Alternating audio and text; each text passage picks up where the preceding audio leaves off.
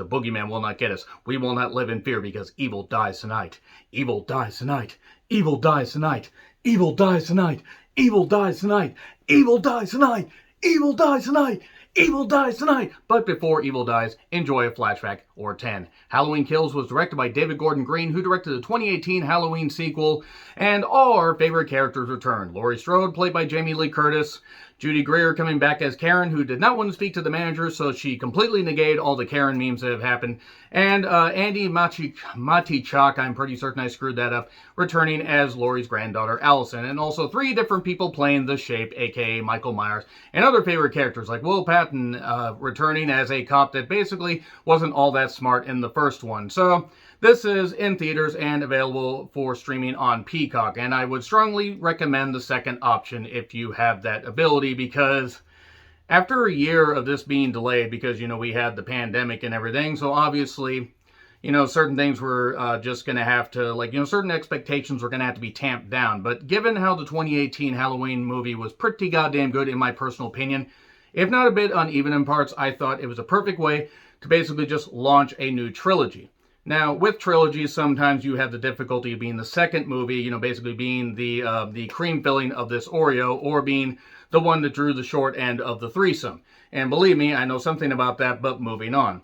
With this, I kept my expectations a little bit low, but I couldn't lie to you, I was pretty goddamn excited, and I wanted to like it more than I did. In fact, I pretty much said the same thing about A Quiet Place Part 2, because after that was delayed for so long, and then I watched that in theaters, I was like, I could have just waited for streaming. Now, I do want to say, I enjoy all the Halloween movies. I have all of these. I have the original Halloween, pretty goddamn good. I have this, which really only has Halloween H2O that's any good. Curse of Michael Myers had its moments, and then there's Halloween Resurrection, and one hardly needs to go on about that. And then I have this, yes, David Gordon Green's pretty damn good homage, or homage, I think that's how it's said. It's homage. I know, homage. Keep on hoeing, you homage.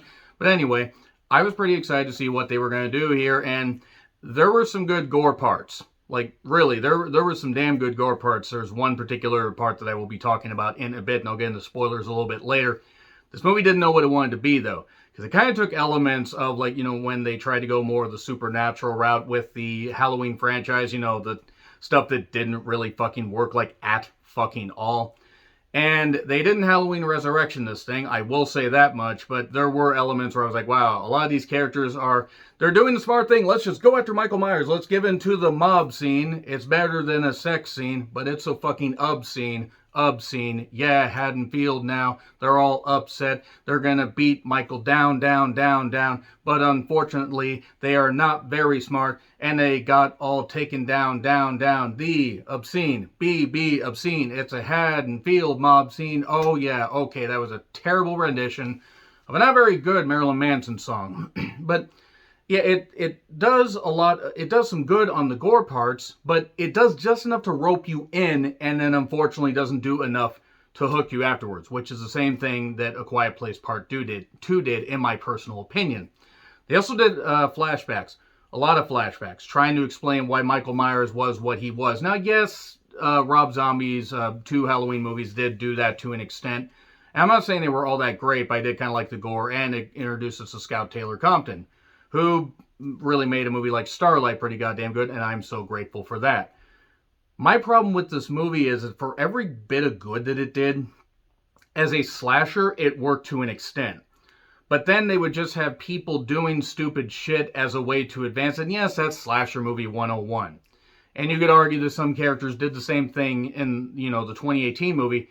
But it felt more like, okay, these characters are being targeted by Michael because he's finally free. We're ignoring all the other sequels, or even ignoring Halloween H2O. Probably smart given the stupid mask, even though the movie wasn't that bad. And we got LL Cool J as a security guard at a college for some reason. He's had a weird film career. Whole point is, though, they ignored all that, and then they brought that one. And then, because of the pandemic, it got delayed a year. They really could have just released this on streaming last year, because they probably thought the more theaters are going to be open, and I think streaming is going to be the way of the future, Show me the blueprints. Enough of that. How was this movie? It wasn't very good. Overall, it was not very good. For every good thing that it did, it would do a bunch of stuff that was either kind of just or not very good, and it would just introduce characters and it would just have people talking and spouting exposition and doing all this stuff. And for every bit of slasher element there were a lot of people talking like, oh, here's what Michael Myers did. Well, we're living in the Michael Myers' house, or we did this, or oh, let's have these characters come back. Let's have Anthony Michael Halling all over the goddamn place, as he is known to do. In fact, he was pretty much chewing up the goddamn scenery here, because what the fuck else is Anthony Michael Hall going to do in a movie in 2021? I do also want to point out Kyle Richards, who played Lindsay in the original Halloween. And mind you, that movie came out in '78, and I think she was obviously just a kid then. She's 52 now and looks 32. Doesn't even look like she would have been old enough to star in the original Halloween. She has the Danielle Harris syndrome. Danielle Harris, still looking great. My whole point is they would bring a bunch of characters. They brought kids back from the other one. They would do flashbacks. They would do all this stuff, and they would heap this stuff on you. It felt unnecessary. It felt like padding. It felt like we could have just done 2 movies instead of 1. Or you could have just added 30 minutes to, made Halloween Kills, Halloween Ends 1 movie, just Human Centipede them together, and maybe not done this stuff. Because a lot of it, again, just felt like padding, endless padding. Jamie Lee really doesn't factor into this movie at all. I mean, which kind of is smart given the injuries she suffered. But they do a good thing where Michael Myers goes on a killing spree and does some good kills, and then it just eases back and just gives up and goes into characters, spouting exposition and stuff and everything, and then it will try to pick back up. And then it sort of works, but by about the 3rd act, it just gets to where it just doesn't work. It doesn't work, and there's a pretty goddamn stupid ending, in my opinion, where they try to explain it, and I'm like, oh, they're cursing Michael Myers this thing. God damn it. Why are they doing that? I don't fucking understand it at all. Overall, it's better to stream it at home. Now, I mean, if you don't have the option, you can only watch it in theaters. Depending on your opinion of these Halloween movies, it's not the worst one. It's not Halloween's Resurrection. It's not that. It's not anywhere close to the worst. But it's also not anywhere near the best. I would rank this below Halloween H2O in my personal opinion, even though there were some good gore scenes. Because again, for every bit of good it did, it stumbled and then tripped and then shattered its femur and then shattered its other femur and kept tumbling down the stairs. Eventually, just a twisted mass. Kind of like in Color Out of Space, where you just want to poke it with a stick. I don't want to go to school today. It just didn't work. It ultimately did not work. But again, if you got the option to watch it on Peacock, it's worth it. You can pause it. You can get a snack. You can wonder what the fuck the 3 writers, yes, 3 goddamn writers, and by Christ, you can tell what they were thinking, like how many ideas they just Human Centipede together in this whole thing. Hopefully Halloween Ends will actually be the end until the eventual reboot, like some 20, 30 years later, because everything must be rebooted forever and a day that's never. That's really all I have to say about that before I get into spoilers. I've seen worse, but I was ultimately left a little bit disappointed. Even though I was amped up with some of the kills, I was like, this didn't work. Anyway, let's get into spoilers right now. Spoilers. Okay, we're into spoilers now. Spoilers! Okay, I gave you a 5-second window. Alright. So, it's from Universal and Blumhouse, because of course Blumhouse had something. Blumhouse, how the fuck is it said?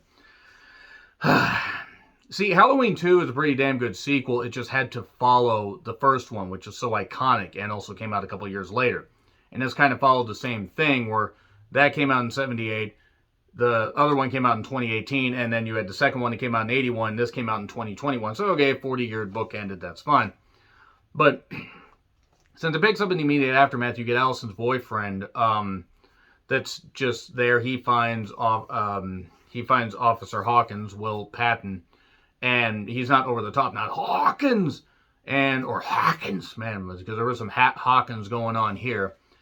And he's like, he needs to die, and I'm going to be the one to get him. Then we smash cut to 1978, where we find out a character like Lonnie. He's going to get you, Lonnie, which I don't think is going to become they're coming to get you, Barbara. The cops say, go home. 3 teens were murdered. He's just telling the kids this stuff. And then Lonnie panics. He sees the shape. Oh, no, the shape. And then he says it was the boogeyman. And then the Myers house, which is abandoned since 1963, which is where Michael Myers killed his sister. Okay, you know, where that stuff happened. Sorry, I'm not home right now. I'm walking in the spider webs and investigating. Oh, I've been murdered. And these cops do stupid shit because he stands in the window and then he stares up at the spotlight. No, he stands in the window, one of the cops does, and he knows his footprints. I don't remember Michael Myers ever running at his victims, but he ran a full dead run, just did that, and killed a guy, and it turns out Watkins accidentally shot his partner. Then we smash cut to downstairs where Loomis, it's a digital Loomis, digital Dr. Loomis. They can't leave Donald Pleasance alone. Just have the voice off camera and do that. You didn't need to do a digital, I mean, yes, digital technology and everything, but you already kind of did a weird backstory with the Doctor in the 2018 one, and we get the classic theme in the credits. Now we go back to 2018 because it's immediately taking up right after, you know, all the stuff that happened. And, man, Anthony Michael Hall, I am not going to kid you, I thought he was dead. I'm not joking. I really thought Anthony Michael Hall died years ago. But he is Tommy Doyle, who is the young boy from, you know, the first movie. And there's nothing wrong with tying characters back and everything, but some of this just felt forced.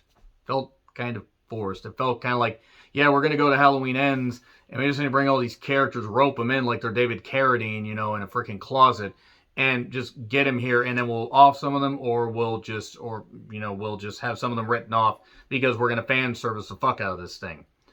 And Anthony Michael Hall does an open mic night. Terrible comedy routine, by the way. He talked about the boogeyman. Whoa, who's next? Well, nobody's going to be next because Goldberg is no longer wrestling in 2018. Oh, this is a timeline where Goldberg isn't wrestling. I wish. And smash cut to, well, we go to the Strodes. They're in the back of a truck. Let it burn, let it burn. The firemen basically run in there and they're trying to, you know, put the fire out and everything. And then one guy falls through the floor and seemingly busts himself. His air supply is compromised. He's all out of love. And Michael Myers hits him with a pickaxe because he was hiding in some closet that just happened to be over there. And Laurie did not design that house very well, except, you know, like, hey, I should make it to where this basement doesn't have a whole lot of rooms that anybody can hide in or whatever, just in case Michael happens to escape. Nope, there's a little shed area over there that he just happened to open the door up and hide, and then kills that, pulls the guy down, kills him. This is a cool scene because he ends up killing a whole bunch of people, takes the saw that they use to cut people out of cars, and does that, and the saw apparently comes to life, according to my sound effects, and then goes on a killing spree. Okay, that part was good. That was good. That's more of the shit we needed. We don't need all this flashback and all this stuff because we didn't have a lot of material for it. And then, I did like though how they used the pickaxe thing. It was just really, really nice. And well, it turns out that Laurie was stabbed in the abdomen, if you will. She was stabbed in the abdomen. The abdomen. The abdomen. I'm screwing up this song. So, she's in the hospital pretty much for the whole goddamn thing. You'd think that they're going to Halloween 2 this shit. No, they could have. They actually could have, and I think they probably should have. I think that was the intention because there were some moments in this trailer, or in the trailer, if you remember, where I think that they accidentally put some stuff from Halloween Ends in it because it seemed to have some stuff that wasn't actually in the movie. I mean, maybe I'm misremembering. So, Myers basically hunts down more people. I did kind of like how he killed this one couple for no goddamn reason. I don't know how he got to the house.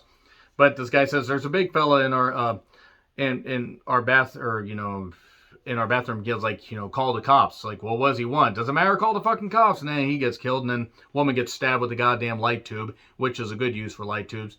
And then she watches in horror as she's like bleeding out and he's getting stabbed on the goddamn table. And then, just Anthony Michael Hall, basically, Tommy, he decides to just gather a mob and everything and go after Michael. And he's got a bat and everything. He's got Floyd the Batter. Floyd, yes, ooh, yes.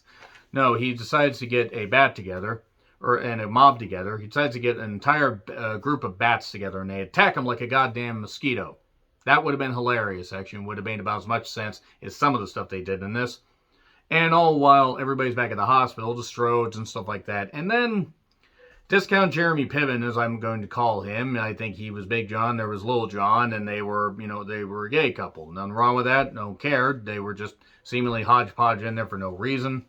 And these kids play a prank, but it's the Myers house, because these guys are living in the Myers house. This can't possibly come back to bite them in the ass. The police investigate. Michael Myers is still alive. What? How could this guy that survived every goddamn thing, including a fire and being shot and being among, you know, in a bunch of sequels and being karate kicked by Busta Rhymes, how could he survive?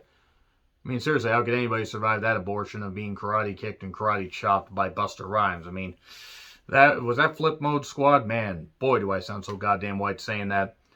Myers is on his way. He's going to die tonight. Evil dies tonight, but he's not going to the hospital. Even though he could have. And it would have... Yeah, it might have been treading familiar ground with Halloween 2, but you would have been going in about 5 different directions. And there's a guy in a white mask wanting to play hide and seek because Lindsay, again, Kyle Richards, damn, she looks good, goes out with other people.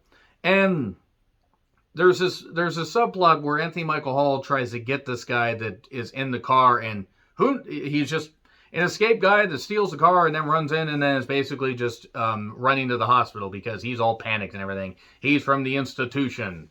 And then, man, this funny scene, this goddamn scene. Everybody's in the car. Lindsay's off like under a bridge and everything because she's all scared. Which then again, you'd be scared of a guy that again, karate chopped by Buster Rhymes and doesn't somehow die.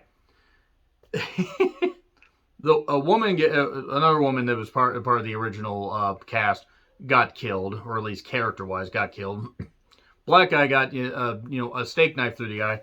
And then his girlfriend is trying to shoot at Michael Myers, and he just kicks the passenger door a bit. She ends up shooting herself in the head. This movie just gave up all pretense of being any kind of halfway decent slasher and just gave up at that point. I laughed at that point. That was kind of funny. Then Laurie's talking to Karen, and oh no, you didn't know.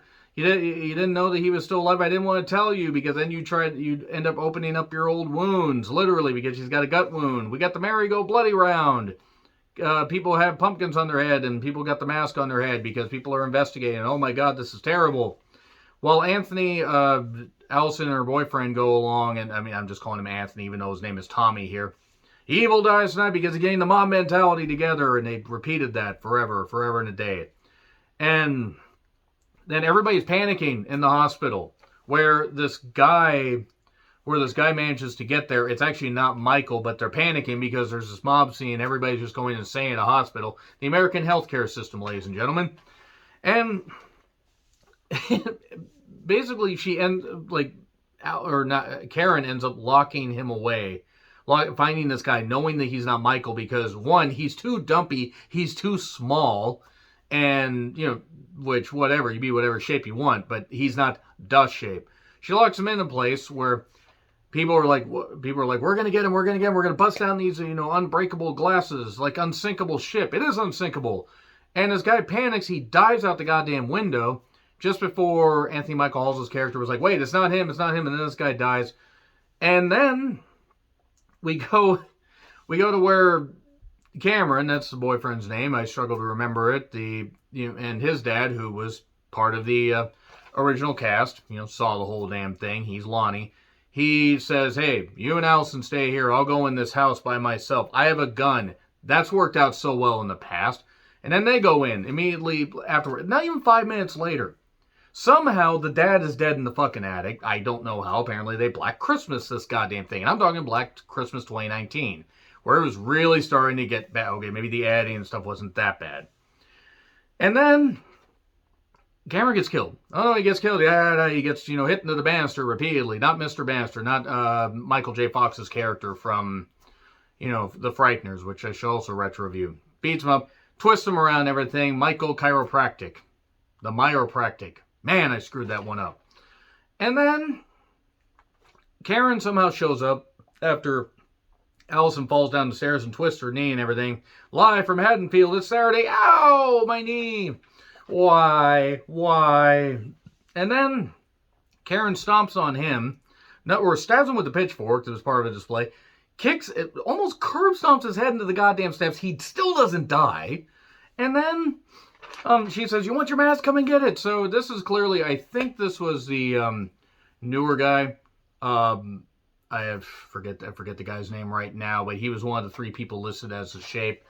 And then she lures him into an area where he gets his mask, but then there's 50 people, including Anthony Michael Hall, that they're just going to drum him and beat him with clubs and sticks and beat him down and everything. Meanwhile, Laurie is explaining, to Hawkins, Will Patton's character, well, he's an embodiment of fear and everything. The more he kills, the more he transcends into something that's impossible to defeat. No! He's a slasher. He's a killer. Sure, he's almost an unbeatable killer. But this is the problem when you get to Jason. You know, when you get to Freddy made sense because he haunted your goddamn nightmares. You don't know what the fuck's gonna happen in your nightmares. You can turn into a cockroach, get your arms broken, and then be squished and everything. That was a gory scene for no goddamn, well, actually good reason, because Freddy is always gory. Moving on from that. When you get to supernatural bullshit with a guy that just is so evil, then you lose me. And that's where this fucking lost me. They beat him down, they beat him down, they beat him down. Not enough, though. Because then while Laurie's explaining this and Karen's talking to her daughter, Michael rises up back on his feet, full health and everything, slashes the guy's ankle, stabs the guy, kills Anthony Michael Hall. No big loss there for Hollywood or otherwise. Nothing against Anthony Michael Hall. I just don't understand where they dug him up from. And then, that's it. We just get... Michael gets Karen in the house. She seemingly is just standing there for no reason because they gave up, or maybe this is all in their heads. They're not happy. They're feeling sad. They got sunshine in a bag. They're useless, and not for long because Michael is stabbing on. This was a mess. This was a mess. It was like they just threw a whole bunch of shit there, and then Halloween ends. And by God, I hope it does. I really hope it does. And I hope that's available to stream on Peacock. I actually hope this becomes a tradition where we have more movies that are available, even if you got to pay a premium or have a streaming service. C+, this... It started to get to where it was angering me. And that's disappointing because I wanted to like this more than I did. C+. Anyway, let me know your thoughts in the comments. Like, share, subscribe, Twitter handle in the description. I'm Charm Ritlin. I'll see you soon.